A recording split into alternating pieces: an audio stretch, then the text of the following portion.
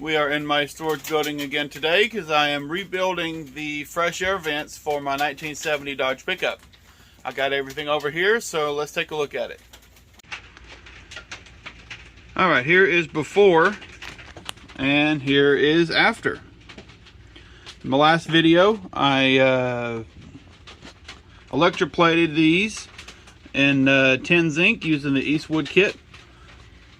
And once again, here's before. I am rebuilding these because over time these get seized up with rust and other gunk in the joints, and it stops these from moving freely. So I wanted to rebuild them. So first step, take a hammer and a small punch. And you got to punch out these rivets right here. One right there. There's only two of them you need to punch out. Yeah. One right here and the other one up there.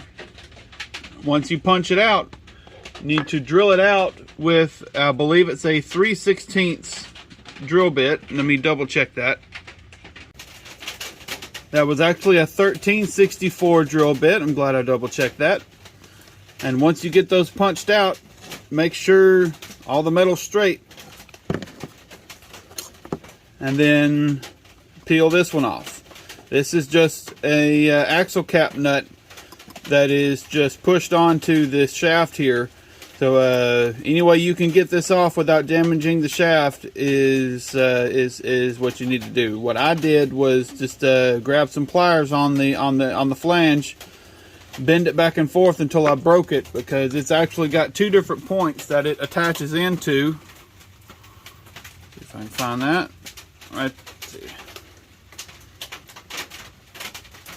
Get it focused right there. Right there in the center is a little metal tab that is pressing on this shaft, and it's got one on the other side too. So once you break that or shave it off, the cap will come off. And after you get that off, you can sandblast it, electroplate it, whatever you want to do to that to make it look nice.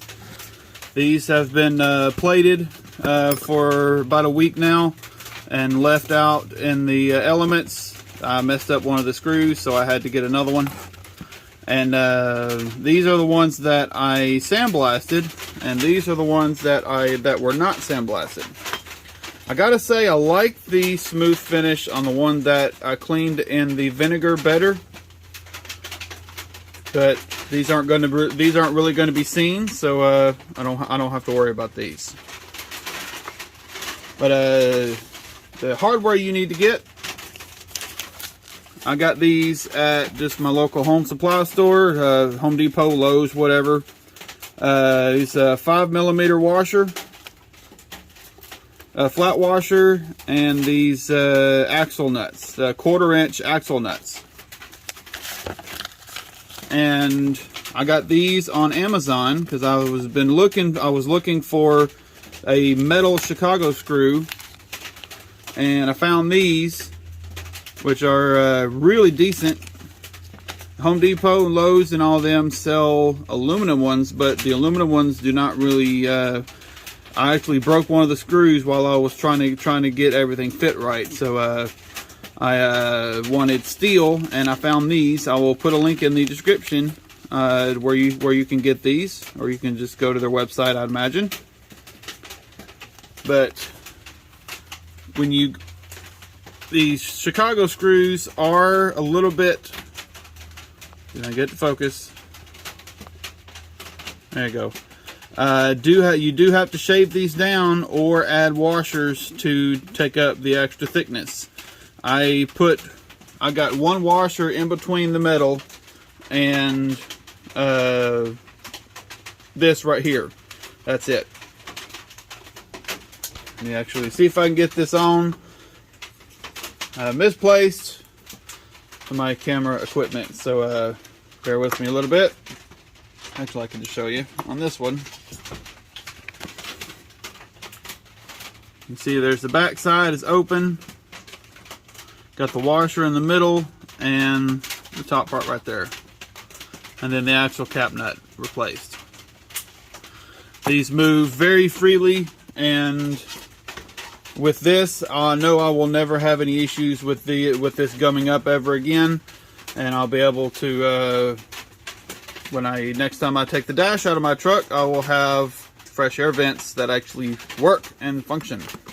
Oh, and to take these out, you have to bend them up a little bit to fish them out of the hole, and then you have to bend them again to fish them back in. So good luck taking these out without breaking them. If they're any kind of fragile, they will break. So you have to find these in decent condition. I actually got lucky with finding 2 in my local salvage yard. So let me get this on. Let me get that taken apart, and I'll show you the final product with both of them rebuilt. And here they are, both finished and ready for reinstallation. I really can't wait to get the dash out of my truck so I can get these in and actually have functioning fresh air vents. One thing I like about this method of rebuilding them is that it leaves a little bit extra slack in the pivots. So if any gunk does get in the pivots again, I would think it's less likely to actually freeze up and make them unusable. But there they are. Well, there they are, both rebuilt and ready to go back in. I know the video's kind of short this time, but not really much to redo in these. If you want to see how I electroplated these, go check out my last video. And there it is, and I'll see you in the next one.